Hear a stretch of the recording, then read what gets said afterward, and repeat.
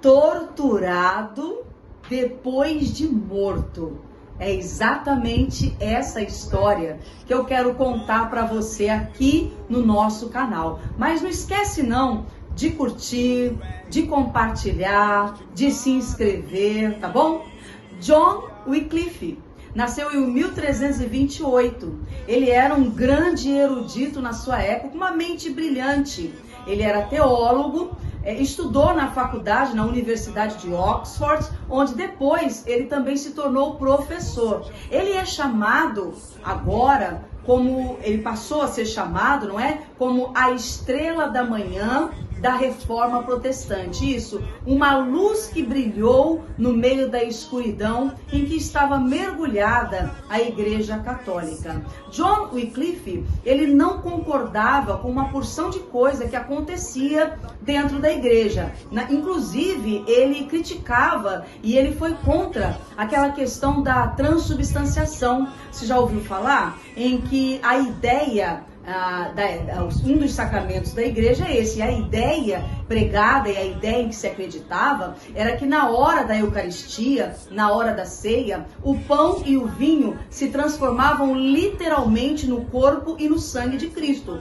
O Wycliffe achava e acreditava, como nós acreditamos, que era apenas simbólico, que era apenas um símbolo. O pão era um símbolo, o vinho era outro símbolo e era um ato simbólico.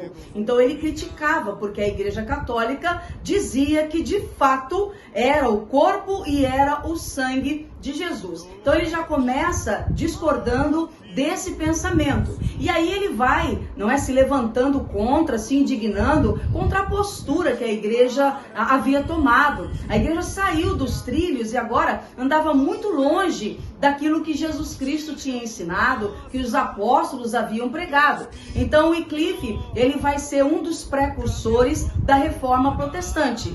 Ele começa a defender, assim, de forma muito ferrenha, a ideia de que a Bíblia, que era a autoridade máxima para ele, não é? Ele começa a defender de que a Bíblia deveria estar ou ser acessível a todas as pessoas. Nesse momento, as Escrituras Sagradas, elas eram lidas nos cultos, na liturgia, em latim e apenas pelos líderes religiosos e alguns ricos, não é? Porque sabiam ler e tinham dinheiro, adquiriam a Bíblia Sagrada. Os pobres não tinham condição e não tinham acesso à palavra de Deus. E o John, ele acreditava que na Bíblia, Cristo estava na Bíblia. E Cristo e a Bíblia era tudo e é tudo que o ser humano precisa para ter uma vida digna, para ter uma vida de bênção e para ser salvo. Então ele começou a divulgar as suas ideias e ele tinha o desejo de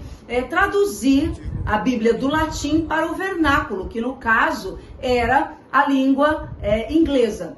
Então, muito bem, ele começa a ser perseguido, as suas ideias começam a ser reprimidas, os seus escritos foram condenados pela igreja e ele acaba sendo excomungado.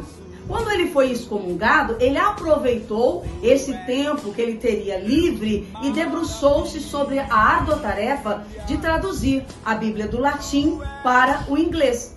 Algum tempo depois, em 1384, o John Wycliffe, ele morre. Ele morre de derrame e ele estava na igreja no momento da sua morte. Foi enterrado e havia, não é, um julgamento em processo onde a igreja queria condená-lo como um herege. E se condenado fosse, ele seria torturado e seria morto. Mas ele morreu antes. 30 anos depois que Wycliffe estava morto, saiu a sua condenação. Ele fora condenado como herege. Mas e agora? A sentença precisava ser aplicada. A ordem era: desenterrem o cadáver, e foi o que aconteceu. Fizeram a exumação do corpo, desenterraram o cadáver de Wycliffe e os ossos foram queimados, numa ideia, não é, de tortura.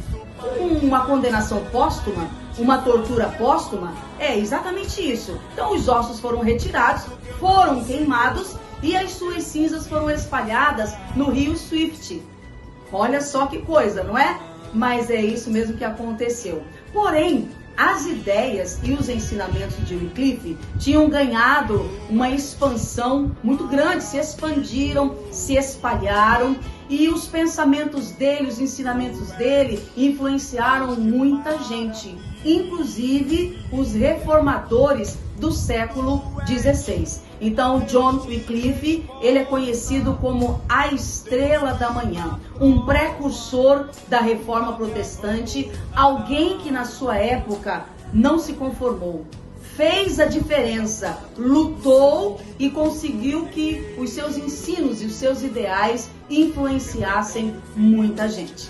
Você gostou dessa história? Pois é, tem muito mais coisa interessante que eu quero trazer aqui para esse canal. Então você fique atento, fique ligado, não esquece de se inscrever, não esquece de compartilhar, não esquece de curtir. E logo logo estaremos aqui juntos novamente.